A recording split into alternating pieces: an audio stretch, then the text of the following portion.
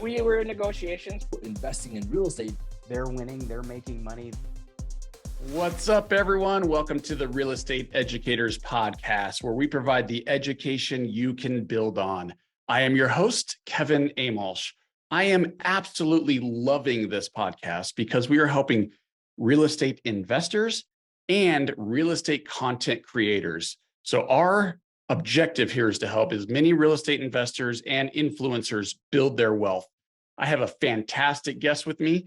I know you're going to love this one today, y'all. And what I'm going to ask for, if you do enjoy it, please give us a follow, give us a 5-star review, maybe share it with a friend. So introduce you to Jeff Kikel. I am so excited because we just had a brief conversation before I hit record that we're going to get back into. But I'm also excited because you're doing a lot of midterm rentals, and we haven't had anyone talk about that yet. I know that that's pretty attractive to people right now. You said the traveling nurse thing. Yeah. So I want to get into that a little bit as well. But Jeff, so you've been in corporate world for over 20 years, trying to figure out how to get to your retirement. You coined the term Freedom Day, which we want to learn more about. But it took 20 years before you had your confidence to get out there, starting businesses. Does that sound right? Starting businesses? I think so. I guess it is, right? Investing in real estate. So you're an author, you're an investor, you're an entrepreneur, and you're a thought leader. So Jeff, welcome to the show. Thanks, man. I appreciate it, Kevin. It's going to be fun. I love talking about this stuff, and we're talking about two of my passions, which is content creation and real estate. So this works out perfectly. This is perfect. So let's get into it. Like, take us back. So you were 20 years in corporate America. I know a lot of people get stuck in that rut. Yeah. And you were trying to figure out how to get to retirement, and you were finding that maybe it's not as easy if you're stuck in the corporate world. So take me back and tell us, how did you get into the real estate and investing world?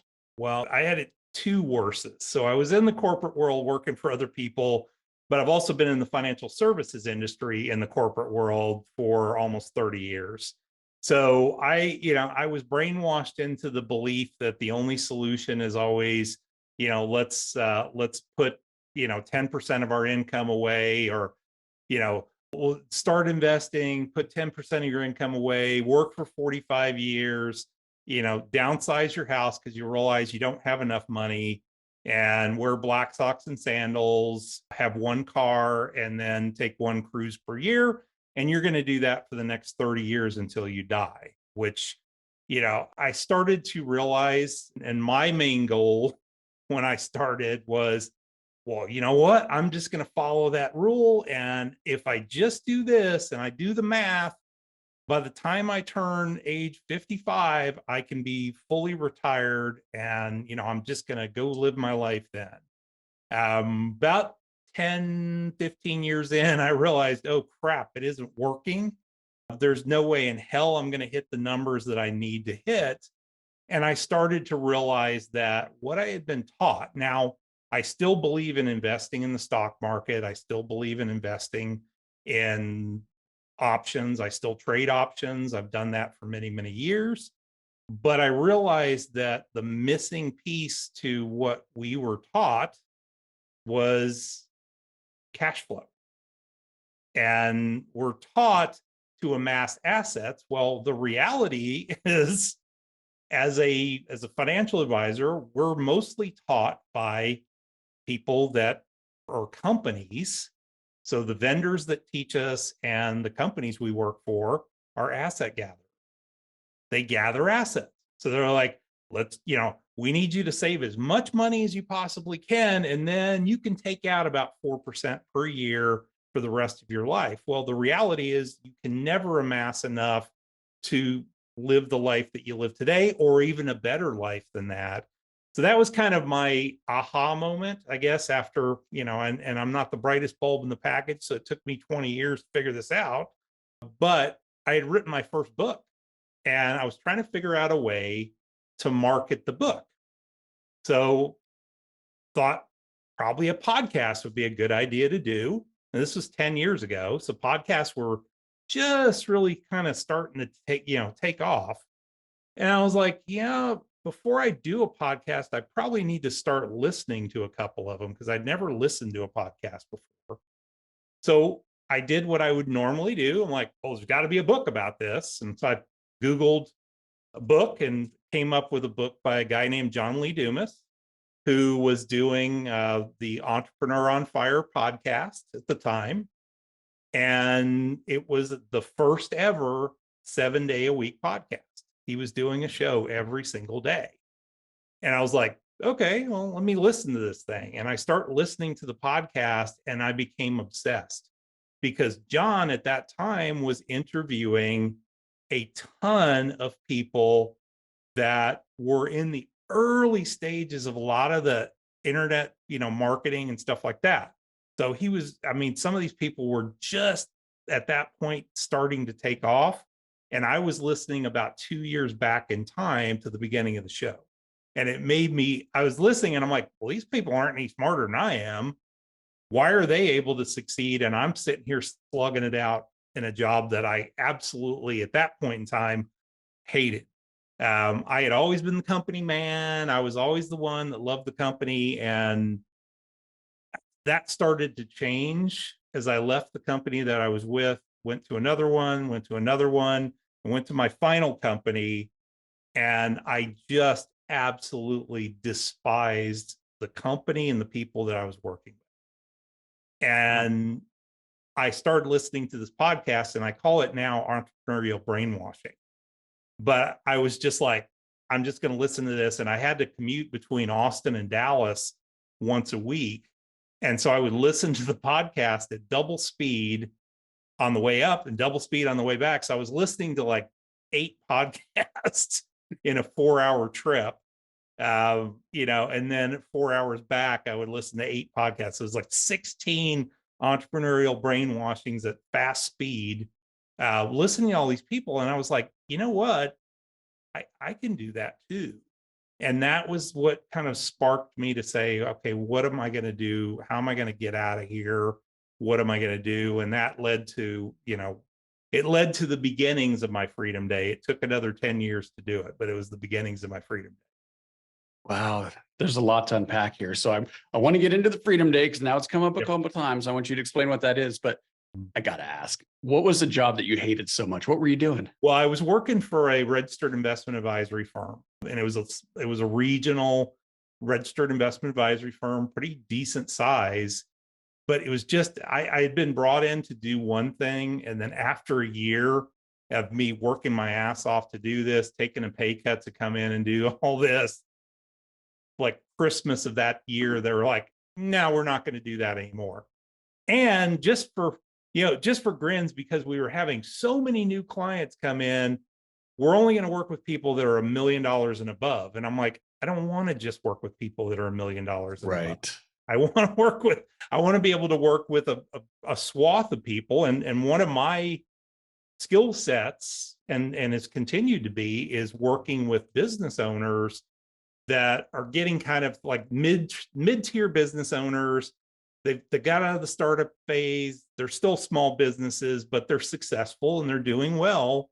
They're horrible wealth management clients because they have no money. It's all tied in their business. Yep. But, or real estate investors.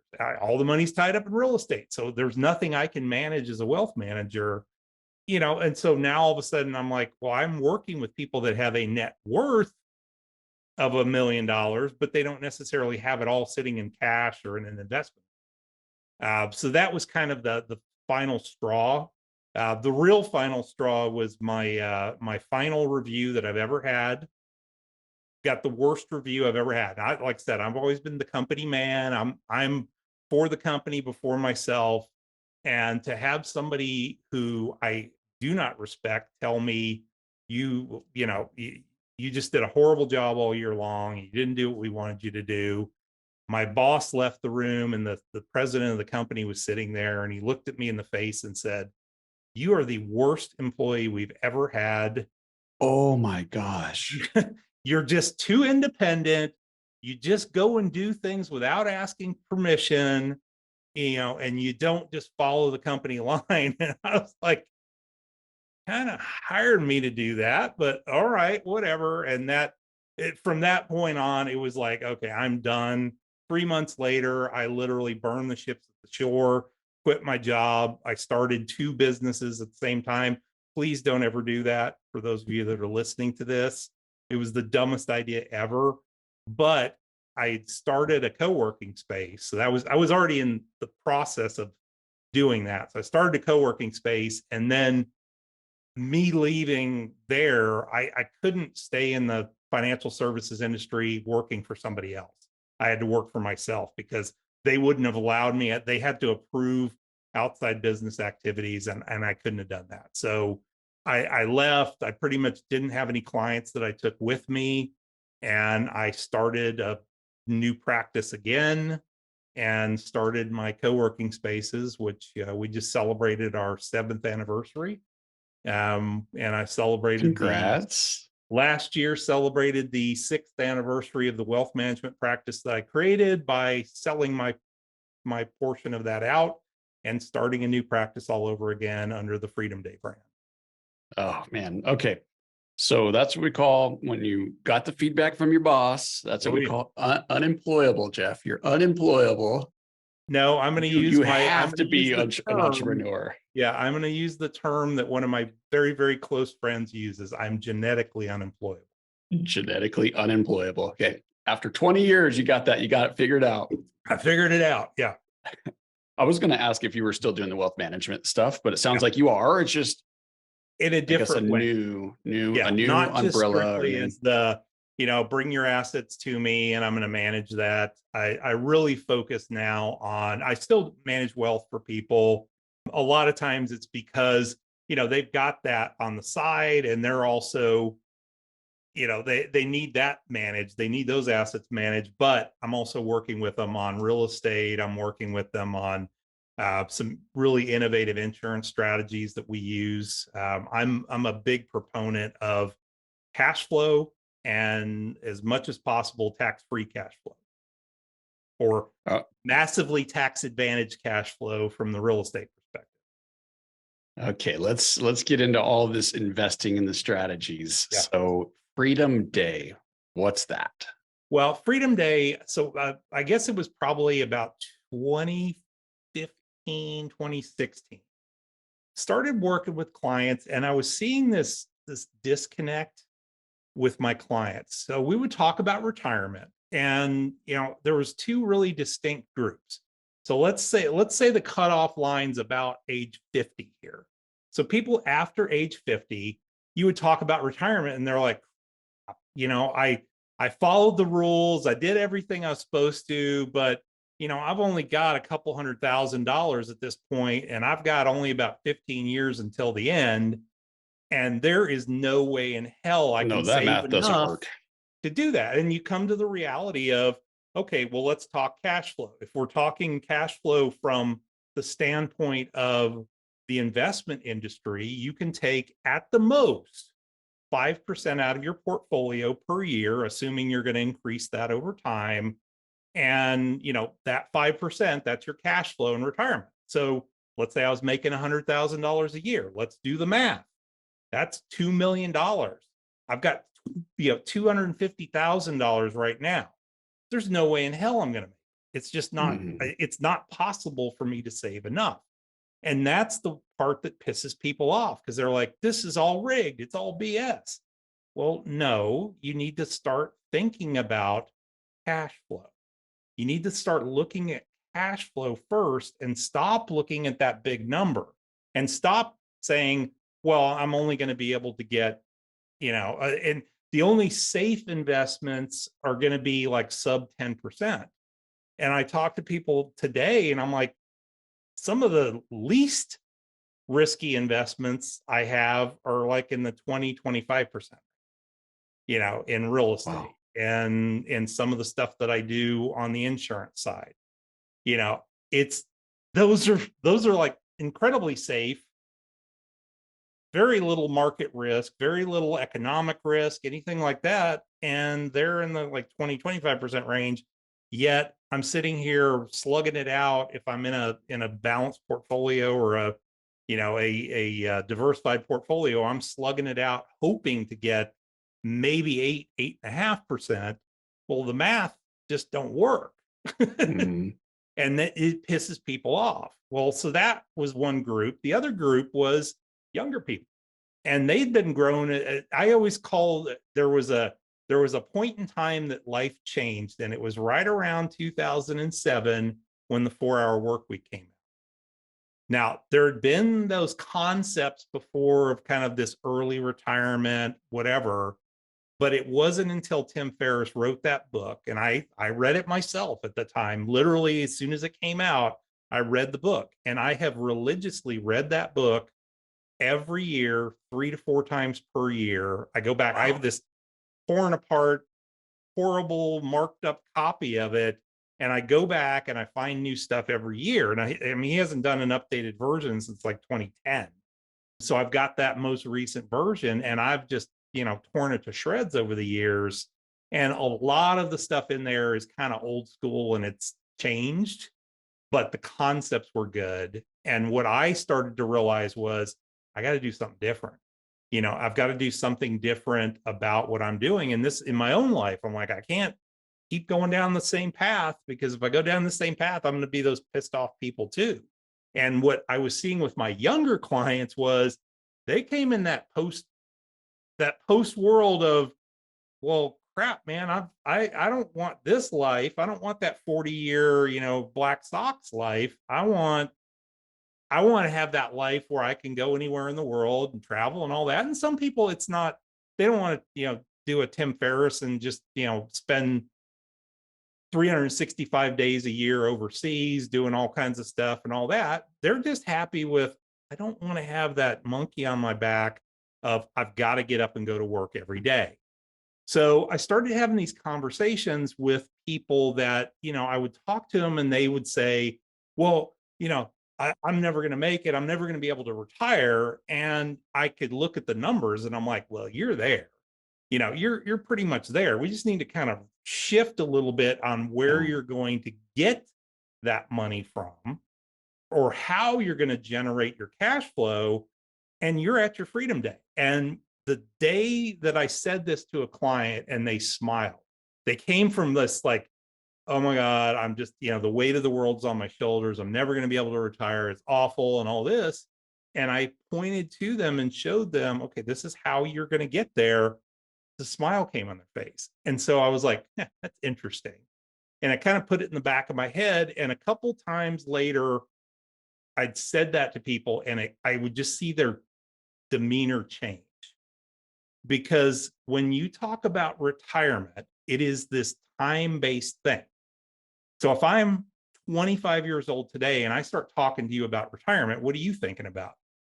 Crap, I got to work 40 some odd years to get to that point. And I want to do all this stuff that Tim Ferriss and all those other people are talking about now.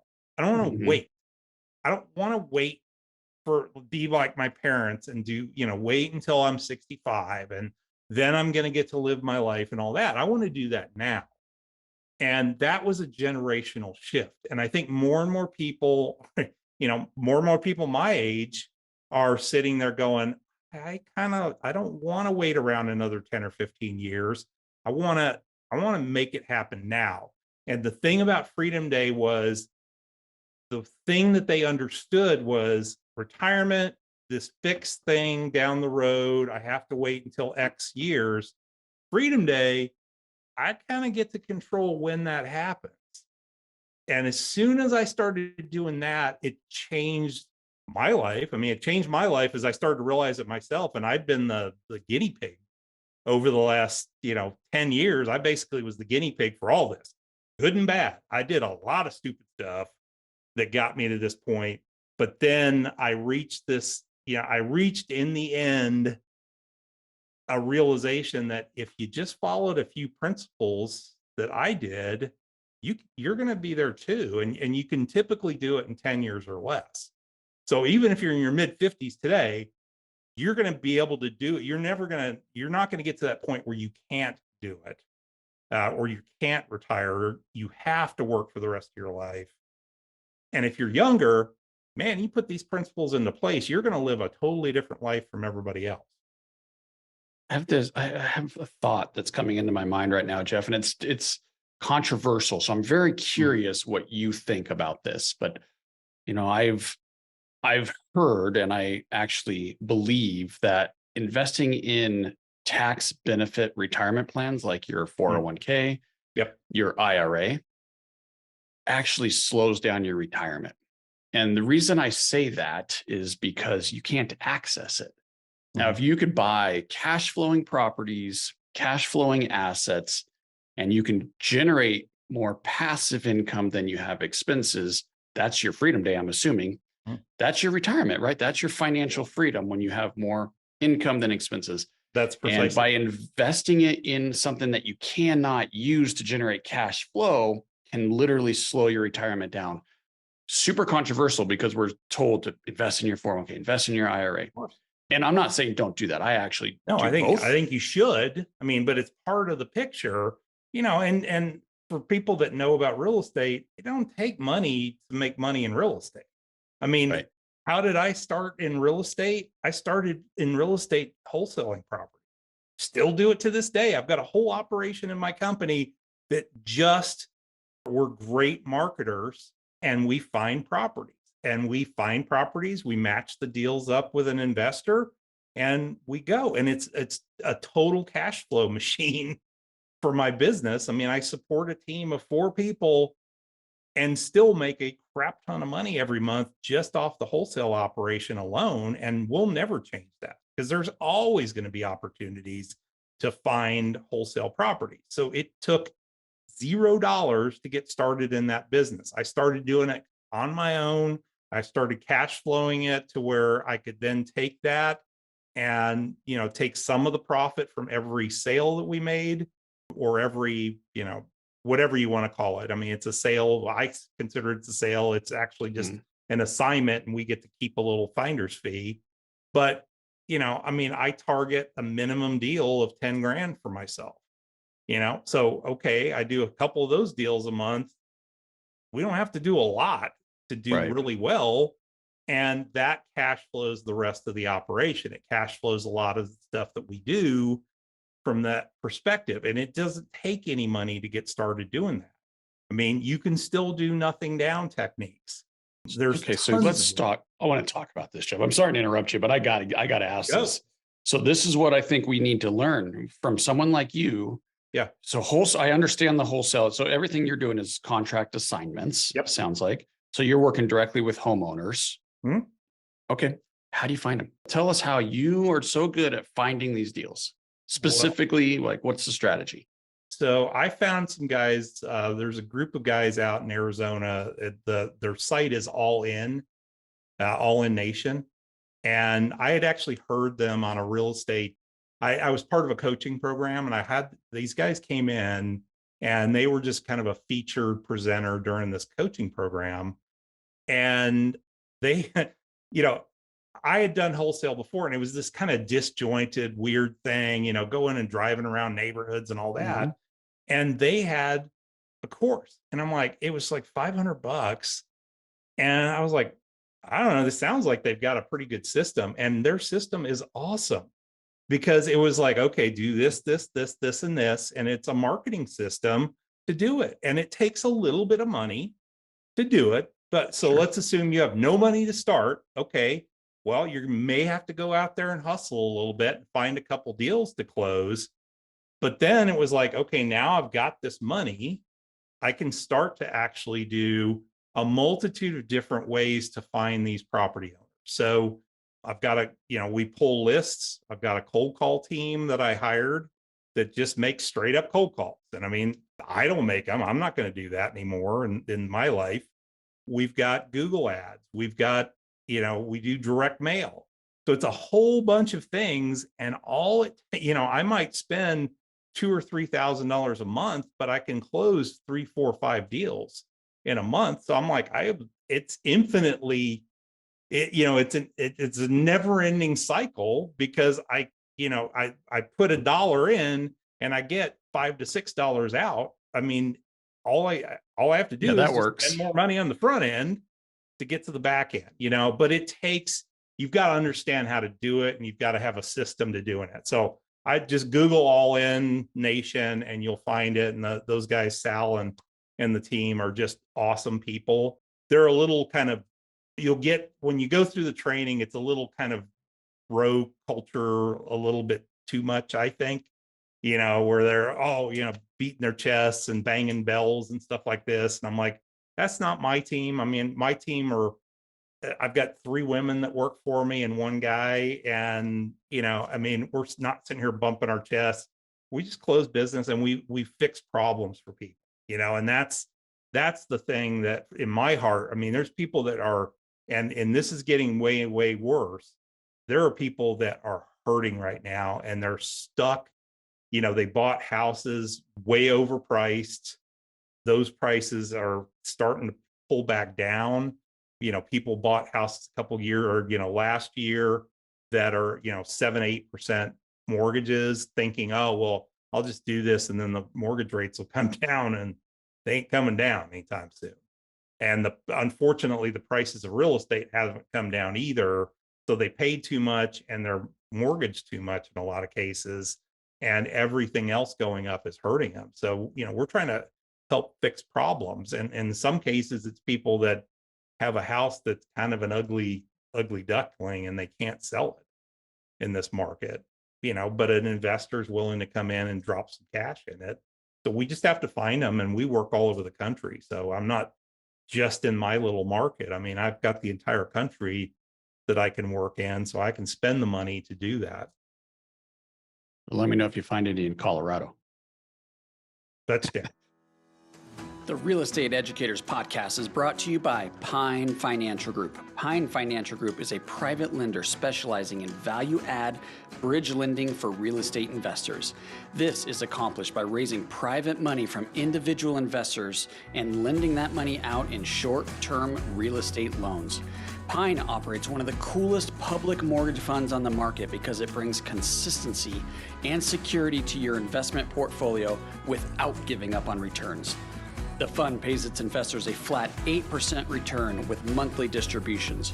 There is a low minimum investment and no lockup period. That's right, you can request all of your money back at any time without any fees. Diversify your portfolio out of Wall Street and into Main Street with the Pine Financial Group Public Fund PFG Fund 5. Find out more at pinefinancialgroup.com. That's pinefinancialgroup.com. All right, let's talk about midterm rentals. Yep. What is it and why is it better than maybe a long-term or a short-term? So why is this the niche that you chose? So this was one of those things I had traditionally done long-term. I looked at short-term rentals, and that's just doesn't fit my personality. I don't want that constant churn. It's a lot of work to manage those. And I wanted to be able to scale this up. And by my nature, I'm lazy. So I want to do the least amount of work and make the most amount of return I possibly can. Love it. And, once again, I think if you're going to be in real estate investing, you need to absorb tons of information. If you've got a spare few moments and the option is I'm going to sit there and watch something horribly stupid on TV, or I can listen to a podcast or something like that. Well, this all came about. I was listening to Bigger Pockets, their podcast one day, and there was an Army officer on there, and he was talking about, he had been kind of doing house hacking and then got into long-term rentals. And I'm like, okay, well, I've been married and I'm not doing a house hack. That sucks. And he said something at the very end. And I had also been listening to another podcast where they were talking about master leases.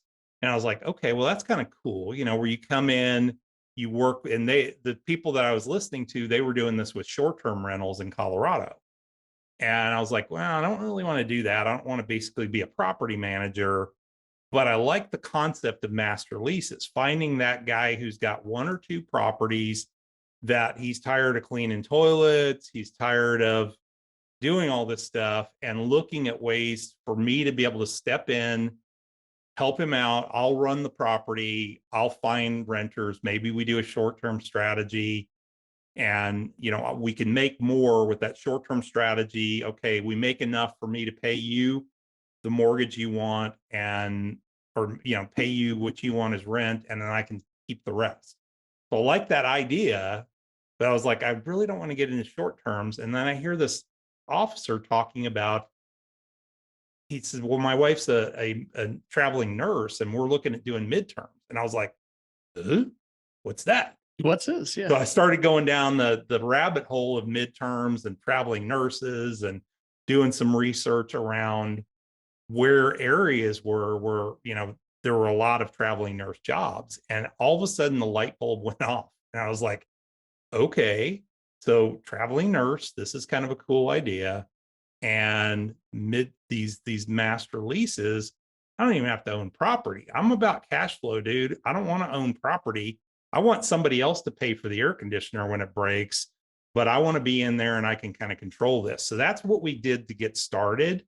So it took me $0. The only dollars I had to pay for was to furnish the place, and so I typically, where most of our midterm rentals are, and that we work with traveling nurses, they're in a big city.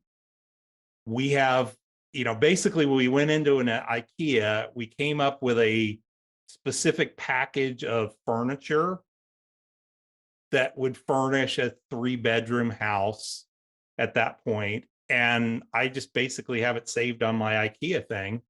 And when we buy one of these houses, I go click, It's all ready. boom, and they Talk deliver about a it to the system. freaking house. Jeez, Yeah, they deliver it to the house. I hire a team because most of these are not here in Austin. It's too expensive. But yeah, we'll click the button, boom.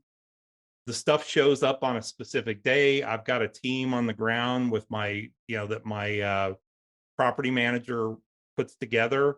They come in, unbox everything, get it all set up. We're online. I have a professional photographer come in, take photos of the place.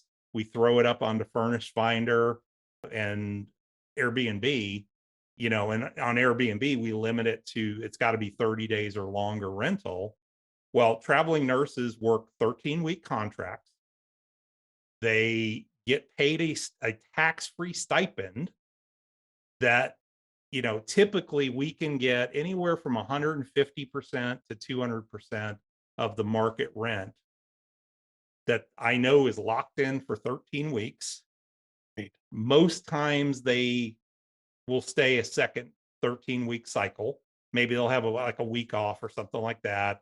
They'll do a second 13-week cycle in the same house at that point, and we just keep that going over and over and over again.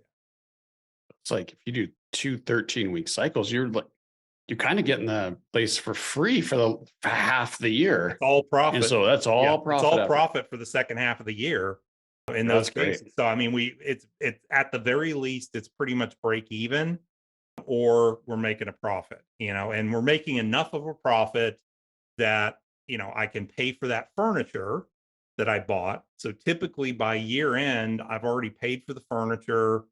I've my other company that owns the furniture, is depreciating that furniture down over a 5-year period of time. So I'm getting the depreciation costs inside of my company, so the rent that I'm paying to myself, or, the rental of the furniture that my other company is paying, or the property LLC is paying, is, it's basically tax free to my company because I'm depreciating it down over a 5-year period. You ever do I want to know how long your terms are. How long are your terms for the master lease? So typically we'll do like a 2-year. It's a 2-year. Okay. I'm doing right now, if I don't know the market, I'll just do a 1-year master lease because, I mean, I know I can cash flow. I can get somebody in there. If the traveling nurse thing isn't working, I know I can get a long-term renter in there for a year. And then when it rolls around, I'll go month to month. And if I don't want to be in that market anymore, I can basically just give up the lease and I'm done. And there's 2 different ways you can work a master lease. You can do it as, hey, here's what you want on a month to month, on a monthly basis. Okay, fine. I'm good with that. I know I can cover that out of cash flow if I need to. Or you can do what's called a performance one. So if we don't rent it, so let's say Christmas month, we're not, it's not rented because we don't have a nurse in there.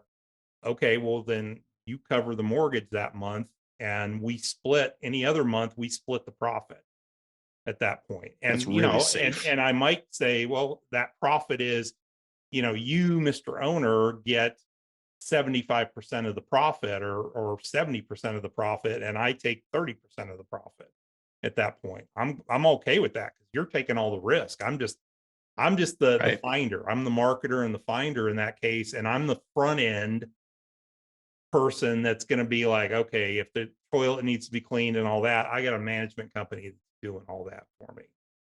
Do you ever put an option on these master leases where you can have the right to buy the Haven't property? yet. I really haven't yet. I mean, we're starting to kind of shift our focus slightly. We're actually starting to buy properties now, or we have been buying properties. And the other piece of the pie is I'm actually bringing on partners. So I have a company in Florida that I work with that's, I mean, they're backed by Sumitomo. So I trust them, and they build brand new properties that are brand new to rent properties. So build to rent. And, I started looking at this as a strategy to say, hey, I can bring a partner in. I don't have to even find the properties. All I have to do is say, guys, build a house for me. It can be a single, duplex, quad, whatever we want to put in as an investment. I bring the partner in. They bring in the down payment and the credit. I pay for the legal and the furniture up front, and I run the show. And our strategy is basically traveling nurse for 3 years. Then we'll find someone that wants to do a lease option. And, at that point, they take on the risk. They're going to be, doing the air conditioners if it breaks, or fixing the property or whatever. And then in year 5, hopefully, in an ideal situation, we've had enough appreciation that we'll sell the property. And then we'll 1035 that into 2 new properties, and build the portfolio from there. Or the partner, wants their money back. So we split the profits, and they get their money back. I get my money back. And I'm going to, at that point, take it and put it into a new property. Got it. I've done a handful of these master leases, but my strategy wasn't midterm. It was definitely long term. Yeah. But the way I did it was 1 year term. Okay. And I always tied an option to it because obviously my end goal was to acquire the property. This is how I did no money down. Yeah. 1 year term, and it's going to have 9 additional 1 year terms that automatically renew unless I give notice. So that way I can get out of the market like you're describing. So that's how I did it. But I like there's that. so many different strategies, right? Well, it is. And, once again, it's the thing about real estate is you've got to be creative, and so many people get into, and I would talk about this in Austin all the time. We're in a market in Austin. There's just tons of people moving here. Colorado is very much the same. Tons of people moving here. So the opportunities to do a lot of strategies like a burr strategy or something like that, there's just not the properties, because anything that's there is getting snatched up. And then you had all these Californians moving in that, sold a shack in California for $1.5 million, move down here and find out they can buy a 5,000 square foot house for half the price.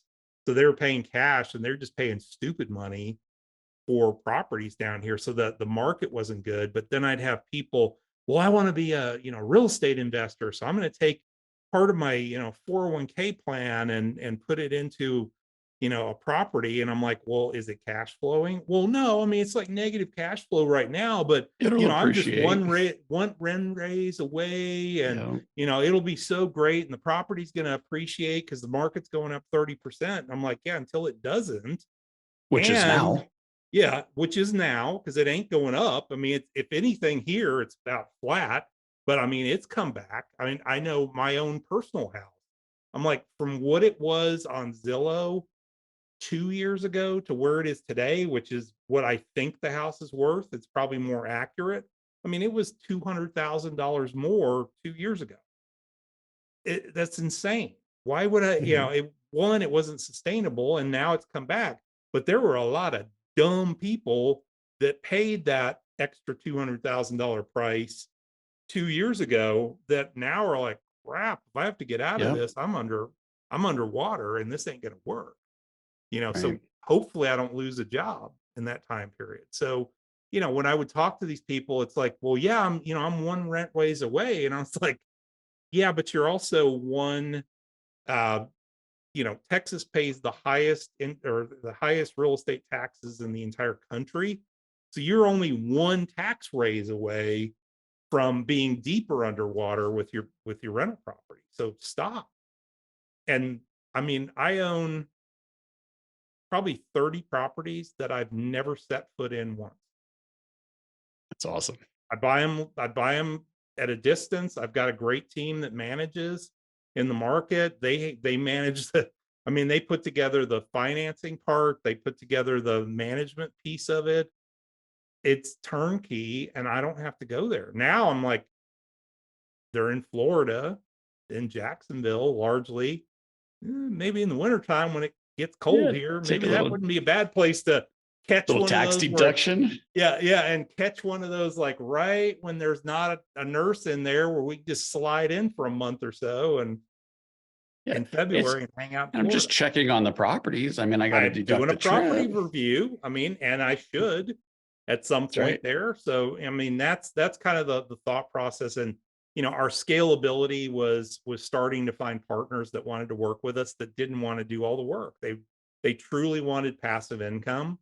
And we provide that. And like I said, I've got a never-ending cycle of these because the team that I work with, they're building nonstop, and they build great properties. They're building under new Florida standards, which are, you have to build the property 13 to 14 feet above sea level. There can be no new property built in Florida below 14 feet. And they're built with new hurricane standards and everything else. So our insurance is not as high. We can actually get insured there, and they're great. They're houses that are built specifically as rental houses. So, they're not going to have the fancy schmancy everything because people are going to destroy it Right. over time. All right. Well, let's get into your conversation you had last night with one Yeah. of your heroes. I want to hear about your book. I want to hear about the 2-day event that you went to, and then the conversation Yeah. you had last night. So I've been working on for the last, I think, 4 years ago, I started talking about Freedom Day. Hadn't experienced it myself until last year. I had experienced my time freedom. So I identify three freedoms now. So the first freedom is freedom of time, which theoretically I had when I left my job and I became my own boss effectively. However, this is what I come to with a lot of my own or my people that I work with that are business owners. I built like the most beautiful prison that I ever had with the worst warden that I had ever, with the worst warden or boss that I'd ever had, which was me. You know, Prior to COVID, I was working 70, 80-hour work weeks, was developing all these different businesses and they were cash flowing and I was making good money, but I was spending 70 or 80 hours a week. Well, COVID hit and all of that slowed down. So I'm not going to networking events. I'm not going out and meeting clients. We were doing everything via Zoom. My real estate stuff was, it was fine because my people paid instead of a lot of people's that didn't pay, and so the traveling nurse thing, they had to travel. They wanted a nice quiet place where they were away from people when it was not at work and they get paid. So, everything was good for me. And then my co-working spaces, well, of course, nobody was coming in, but we had to be open to do mail for people. So my wife and I, we had to lay off our entire workforce and it's her and I running the space. But then we realized we only needed to work from like 9 to 4 every day. Well, all of a sudden I discovered I had a life outside of work. And I'm like, crap, this is awesome. So I got now my time freedom. A few years later, I sold my interest in the financial practice, got my financial freedom. And the weekend that all of that happened when my partner came to me and said, "You suck. I want you out of the business." I spent a week in California at an event where I was just by myself and I discovered the bucket list. And all of a sudden, I discovered what I call freedom of intention, being more intentional about life. And so I had those three freedoms. That said, at that point in time, it was when I started to coalesce all this stuff together into what I call the Freedom Day method. 8-step process to help you go from I'm an employee to your Freedom Day. And so I put that all together, put it into a book, was doing all this. And one of my heroes in the financial industry and also the real estate industry is Robert Allen. And Bob put together an event. He does this ever so often during the year. He put together this event called the Best Selling Author Summit. And I'm like, well, I've got the book pretty much done, got the title, got the cover, everything's good. I'm going to just go to this. And there was an opportunity to sign up for his VIP program, which was $97. And I'm like, hell, that's worth it just to be able to interact with some of the other people and Bob Allen personally. I don't know him personally. And so get on the call, do the 2-day summit, get on the call last night with Bob. And here's my hero. And I'm so proud of myself. And I'm like, okay, here's the title of my book. And he goes, all right, so everybody on the call, if you like the title, put up a one hand, everybody else put up a 2 fingers. And the entire crowd goes like that. And I'm like, He held up a 2. He held up a 2. And Bob didn't. Bob's much more direct than that. He's like, well, so what they're telling you is your book title is crap and you need to figure out it's too generic. Nobody understands what you're saying. And it was, you kind of are like, okay, I have to keep a straight face at this point and not run away screaming. But they were right, because my title, the book category, what's in the book is going to help people get there, but the title's never going to sell anything. And you got to be able to go, all right, let's have a little humility. And I had humility, and I participated in the rest of the call. And I went back that night and was like, you know what? He's right. They're right. I'm going to be part of his accelerator program, working with him for 13 weeks. And we're going to get this right. And we're going to get it right so that the book is there to help people and sell more books to help more people at that point. And so, you got to have some humility with this stuff. I mean, I've been developing this Freedom Day brand for, going on 4 years now, and I'm not willing to give that up. I mean, I've got a podcast, I've got a YouTube channel, I've got websites and everything else that are under the Freedom Day brand. So that ain't going away, but the title of this one piece of my content is going to have to change, and it makes sense why I would want to do it. What was the title? The title was Freedom Day, live the life, or quit the job you hate, live the life you love. So I if don't you hate it, Jeff, I think it's pretty good. I'm surprised you got such but here's the strong thing. feedback. If you know what Freedom Day is, which all the people in my world have been telling me, oh, this is great and all this. Well, yeah, because you listen to my podcast, you watch my YouTube channel and all that. But for somebody outside of that, it ain't going to work. It's not going to interest them. So I'm toying around with some ideas that are a little bit more in your face about what I've been talking about on here, which is, you know what, you've got to make, one, the retirement industry is broken. And if you follow that, if you follow the logic of the financial industry, you're not going to make it. So it's going to be around something more in your face like that of, retirement is broken. The Freedom Day method can help you out, or something along those lines. So YouTube and your podcast, and now you're an author. I'm assuming you do some speaking when you get the opportunity. I do. I've not done as much lately. I do a lot of podcasts. It helps me get my message out. But I'll speak when I can. I personally am kind of at the point now in my life where I'm like, I have all the money that I really wanted to have.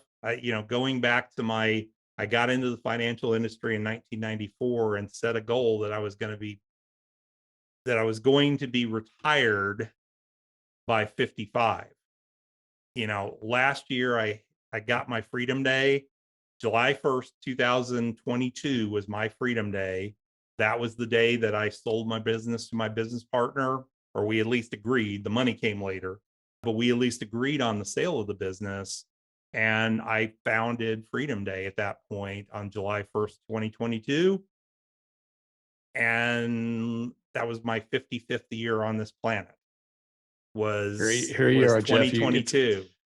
It's intentional, right? It You made is. it happen. And That's it's a God amazing. year. Well, and I'll tell one little other story because I think it's funny. I told you about the freedom of intention. So when I went to this event, one of the big things that I do differently with what I teach in the Freedom Day method, step 2 in the process is to create a bucket list. Well, it was the last thing that I came to as I was putting all this together, but it's the second thing that I have people do. And it's because what is retirement? Well, retirement is, hey, you got to work for 40 years and this thing is out there where you get to do what you want to do. Well, it's hard to stay motivated for 40 straight years. I mean, life happens in that time period. But if I build a bucket list, which when I was in Ojai, California at the Ojai Valley Inn, beautiful place, would never spend the money to go there on my own, but it was a gorgeous place. I was there all by myself in a room. I hold myself up the whole time, and I was given a bucket list journal.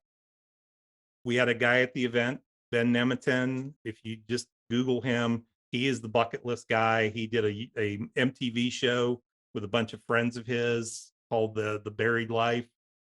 And I binge watched the entire Buried Life while I was there. And I wrote a 100-item bucket list in Ben's journal, right? 100 things, 10 different categories, 10 different things in each category. And number 23 on my list was, I want to have a private concert with the Eagles, my favorite band of all time. I want to have it now. They're dying off left and right. So I'm like, I want to have, there's not much time left on this, but I said, I want to have a private concert with the Eagles. So I go to dinner that night. They have this amazing event where they call it Sense. So it's like sense of sound, speed, food, all this kind of stuff, taste, smell. It's in this beautiful garden, great food, music. They had kind of a crappy country band playing. And almost the end of the evening, they're like, all right, so now coming to the stage, Don Felder from the Eagles. And I'm like, come on, man. No way. The first thing that I ever checked off my bucket list was my private concert with the Eagles and my favorite Eagle of all time. Oh, damn. I'm getting chills. Yeah, it was. So I'm like, you got to put this stuff out to the universe. So that's one of the first things we do. And we teach people after they've created their budget and figured out what we call the MRI, minimum required income. We start having them do a bucket list, and we have them pick 3 things. You're going to start with 3 things that you can accomplish in the next 6 months, put a price tag on them. And when you do that, the next step is what I call retraining your brain. Figure out some kind of little side hustle, not anything long-term. You don't have to build a real estate portfolio, but figure out something short-term, side hustle that will pay for those 3 things. Once you've done that, now your brain is retrained to go, oh, well, I'll put it on a credit card, or, oh, I can't afford it. I'll just have to save up for it. And now all of a sudden you go, okay, I want this. So I'm going to figure out what I need to do that. Well, let's learn how to do that. So you promised me that you had like some free gift for anyone that's listening to the episode. So tell us about the gift and how do we get it? So go to www.freedomdaymethod.com. And right in the middle of the page is what's called the Freedom Day Blueprint. And it's going to walk you through the 8 steps of the Freedom Day Blueprint. Also, if you do that, the newly revised book, which will be over the next couple months, newly revised, you'll be on my mailing list. And for anybody that's done that, you'll get a copy of the book for a very, very, very low price. you'll get an electronic copy of the book, and you'll get an actual book for a extremely low price. Just basically cover the cost of shipping. But that first book will teach you the steps of the process, and it'll get you started down the road right away. All right. So we're going to put the website in the notes, but for anyone in their car, tell us again the website. www.freedomdaymethod.com. freedomdaymethod.com. We could find you where? You YouTube, can find podcasts. YouTube. So my podcast is the Freedom Nation, or freedomnationpodcast.com. And then I also have the Freedom Day with Jeff Kikel on YouTube. Just search that and you'll find it. So, Jeff, what an amazing episode this was. I'm so glad you came on. I know we went all different directions talking about long-term rentals, short-term rentals, terrible jobs and bosses and partners and titles, apparently, and then an amazing bucket list check, and you're off and running. So it was awesome. What an inspirational story. Thanks again so much for coming on, and I'm glad we had you. Any final words, anything you want to share? You know what? Your Freedom Day is right at it's right at your fingertips. All you got to do is just focus on, focus on a process of getting yourself to the point where, I call your Freedom Day is 125% of your minimum required income. When you hit 125%, you're at your Freedom Day. That is your first work optional day. And it is the coolest day of your life because you wake up and you're like, I don't have to go to work today. Now, if you want to go to work, that's awesome. You have no weight on your shoulders anymore.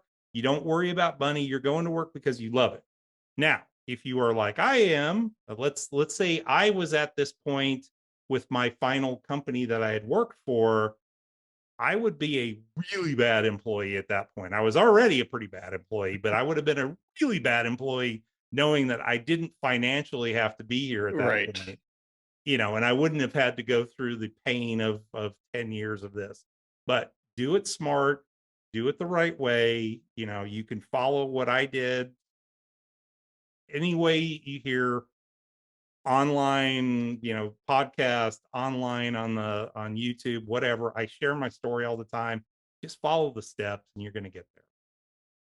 Well, once again, Jeff, thank you so much for coming on. And for the listeners, the viewers, this is Kevin Amolsch signing off. We're going to see you next week. Thanks again, Jeff.